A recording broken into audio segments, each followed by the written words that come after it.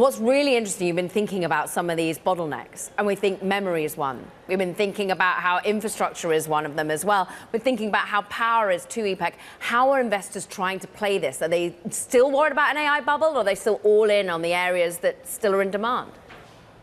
Well, there are now bottlenecks that are trying to pop, as you say. One is energy, memory chips. We also have a heavy rise in metal prices, especially copper prices, that are pressuring the input prices higher.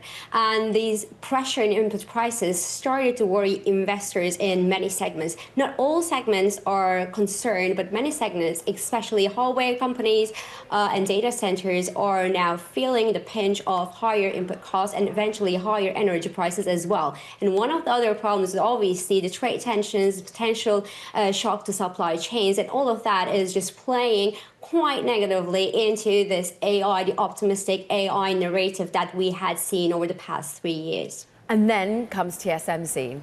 That sort of eased a lot of that anxiety, saying, look, AI demand, we see it. Sure, we're cautious, but we see it and we build. What does that mean about the ultimate story? How much did optimism get breathed back?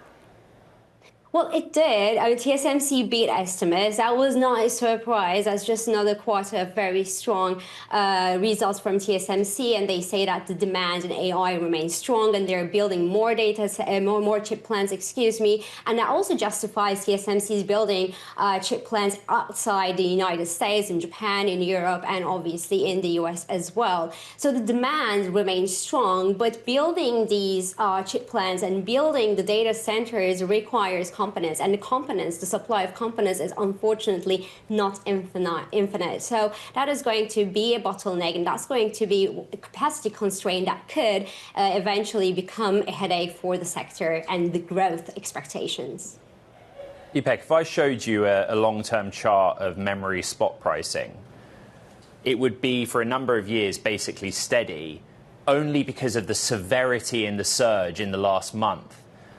At this juncture, do we need to start talking about the impact of memory, you mentioned energy as well, on inflation, and have a more economic discussion about what this shock, this bottleneck is causing?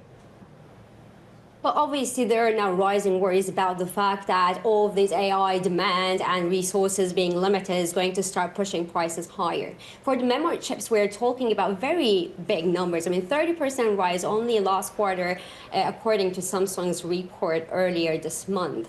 And as Ryan also said, I mean, this is a very important component of hardware companies, and it will eventually start pressuring their profit margins and lead to price pressures. Now, the question is how much of these costs, of these additional costs, will be pushed onto the end customers. The reality is that we do not know, but the higher the demand, the higher the prices will going to be going up, and the higher the pressure will be on the profit margins there. The competition is going to be important. The higher the competition, well, the bigger the impact on profit margins. And these companies will not be able to push the prices too high because, well, then there will be implications on the demand side.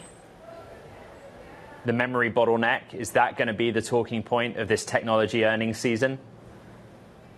Well, yes, I think that is going to be one of the major talking points, along with energy and the metal prices as well. All of these input prices are rising. The other thing that we will be really watching very closely in this earnings season is obviously the headline numbers, but not only, we will be also looking very closely into how the revenues are being booked and how the loans are also being booked, in order to not let the technology companies, build this narrative, but also try to dig into the risk that could be underlying.